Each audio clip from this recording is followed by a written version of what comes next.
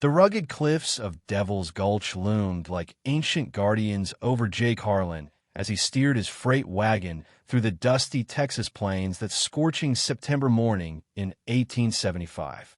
At 50 years old, scarred by the Civil War and drowned in regret, Jake hauled ammunition and bandages to Fort Concho, cutting through Comanche territory where a $300 reward tempted any fool to hunt down native scalps. That's when he spotted her slumped beside a fallen pony, blood staining her deerskin dress that hugged a figure built for survival, not surrender. Her dark hair cascaded over sun-kissed shoulders, her breath ragged and faint. She was Comanche fierce, unforgiving, the kind the papers branded as bloodthirsty raiders, the army labeled as threats. Every fiber in Jake screamed to ride on. Aiding a Comanche in Texas meant a noose or a firing squad, especially after the raids that left ranches in ashes.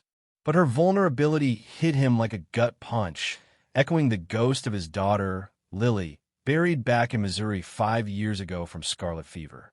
His fingers gripped the shotgun kill her for the bounty, or risk everything for a stranger. One path promised easy money and oblivion in a saloon. The other could unravel his soul. What drives a shattered man to choose mercy when it might cost him everything? Her name was Kiana, 24, daughter of Torin, the elusive war chief who'd evaded the cavalry for 3 brutal years. Trained to ride like the wind, shoot like a hawk, and fight without mercy, she lay there with a ranger's bullet lodged in her arm, looking as breakable as prairie grass in a storm.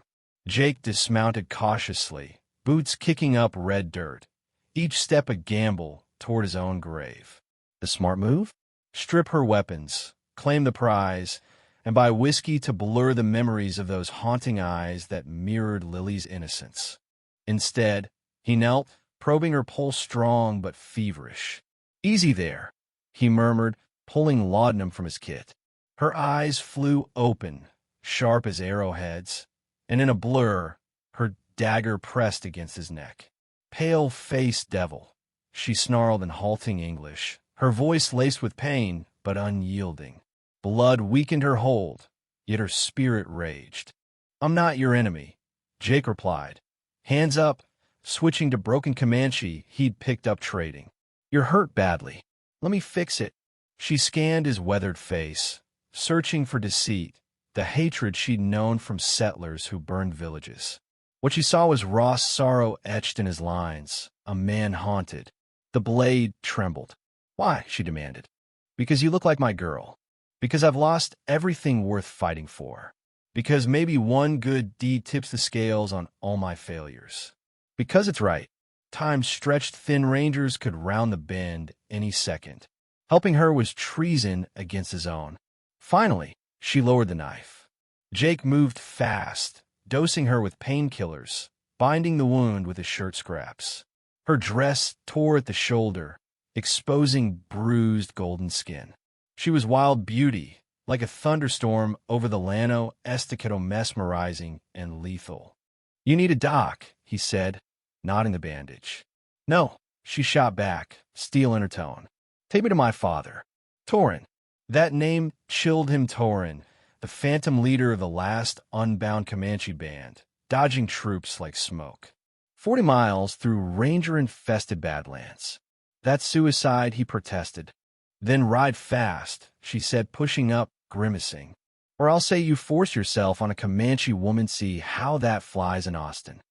The threat stung. In a land scarred by raids and massacres, it'd mean a lynching.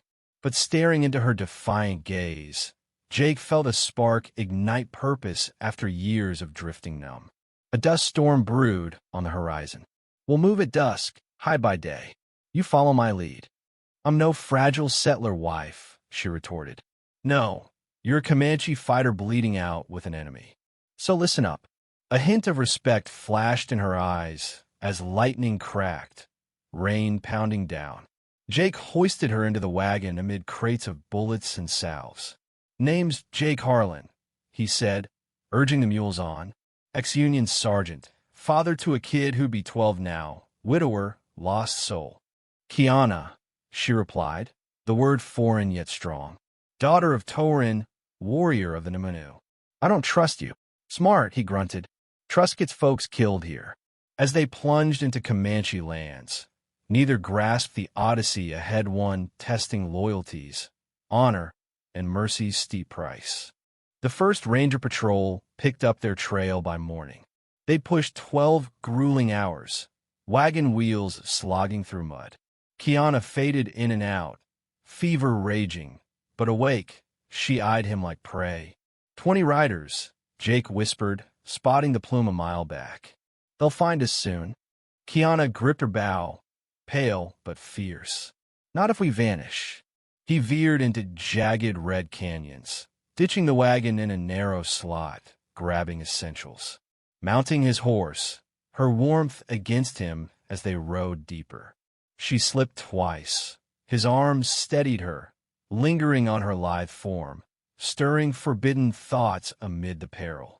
Tell me about your daughter, she murmured in a lucid moment. The question jarred him. Lily, curly blonde like her ma, stubborn as me, died with seraphim fever.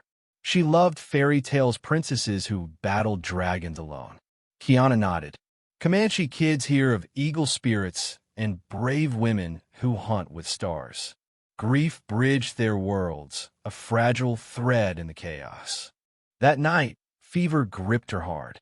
She thrashed in Apache, whispers calling for her mother under a rocky overhang, rain sheeting down.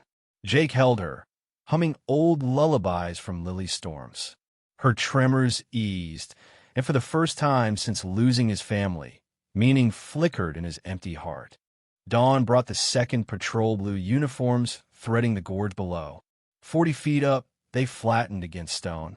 Kiana, alert now, squeezed his hand as a corporal yelled, "Fresh prints." They're close. 2 agonizing hours later, they slipped away. Sharing scant water, she asked, "Why risk this?" Jake sighed. "Tired of the wrong side the bounties on families, calling you heathens while we grab your planes and slaughter kids." Her laugh cut sharply. Fine talk from a bluecoat who torched our camps. Guilt surged.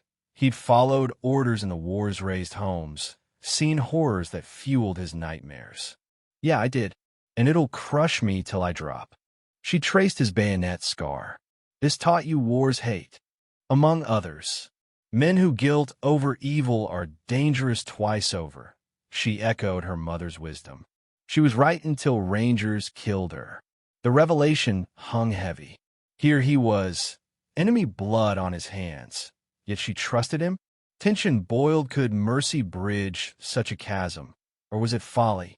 Deeper into hostile terrain, toward Torin's clash that might end with Jake's hide staked out, he pondered if redemption warranted death. Kiana's strength, her wary faith, suggested yes. The Comanche camp materialized amid crimson bluffsnine teepees around a concealed spring, smoke wispy to evade eyes. 13 survivors of Torin's once proud group. "Hoi," Kiana called softly. Warriors emerged, arrows knocked at Jake. Lean, battle-hardened men with eyes like flint. Torin strode forward, 55, gray-streaked hair, commanding presence of a chief who'd sought peace until betrayal. "Daughter," he embraced her, glare fixed on Jake. His English clipped, learned from traitors. "A pale face at our fire?" "Explain." "He saved me, father." Tended the wound, evaded patrols. "What does he seek?" "Gold." "Land." "Nothing," Jake said. "She needed help. I gave it." A young fighter, scarred and snarling, spat. "Lies. Pale faces always lie." "Quiet, Roken," Torin commanded. He scrutinized Jake. "You know me, Torin, the shadow the army hunts. For $1,000 on my head." "I know, but I'm here." An elder woman grumbled in Comanche.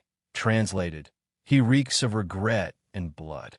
Such men aid for guilt or greed, both poison alliances. "Guilt, maybe," Jake admitted, "but real." "Why?" Torin pressed. "Your daughter has your fire, her mother's grace. Couldn't save my Lily, but maybe yours. Mercy makes us human. Tired of stealing homes, labeling warriors as monsters. Kiana stood by Torin. Truth, father. He could have sold me out. The camp hushed as Jake shared Ranger intel patrol routes, fort vulnerabilities from his halls. Not drunken ramblings, but strategic gold. Freely, Torin asked. Yes, you're defending kin, homeland. I get that. Debate erupted, voices clashing like thunder. Kiana argued fiercely. Torin silenced them. 17 days to Mexico through Ranger swarms. Week one slow us. Help in your kin. Betray, and coyotes feast on your entrails. As dusk fell, Jake joined a ragged family. Around flames, kids plotted escapes instead of games. Mothers tallied arrows. For the first time since Lily, Dawn held promise. The ambush waited in Rattlesnake Pass exactly where Jake swore it wouldn't. 18 Rangers poised, rifles gleaming, ready to massacre Torin's band. From a ridge, Jake watched doom unfold. He could flee, let fate claim them. But visions of Lily's joy, Kiana's belief, and the innocence spurred him. The shot slammed his shoulder as he charged out, bellowing warnings in Comanche that ricocheted off walls. He tumbled behind a log amid gunfire hail. Torin's yell rallied his people. They scattered, the trap shattered. They'd reach Mexico. Jake lay dying in Texas dirt, alone but from memories. Peace, Kiana whispered, finding him, hands tender. You saved us. Did I save Lily? He gasped. Yes, she soothed. She's proud. They buried him at twilight per Comanche rites, his pistol beside him, spirit roaming free. Torin chanted for heroes. Kiana laid wildflowers on the grave of the pale face who picked compassion over fear. Decades later, on a reservation, an aged Comanche woman shared tales of the hauler who proved mercy transcends skin, bravery wears many faces, and true warriors uplift others. What do you think about Jake's choice? Was mercy worth the ultimate price in a divided world? Share your stance in the comments. Did he redeem himself, or was it naive? Let's discuss.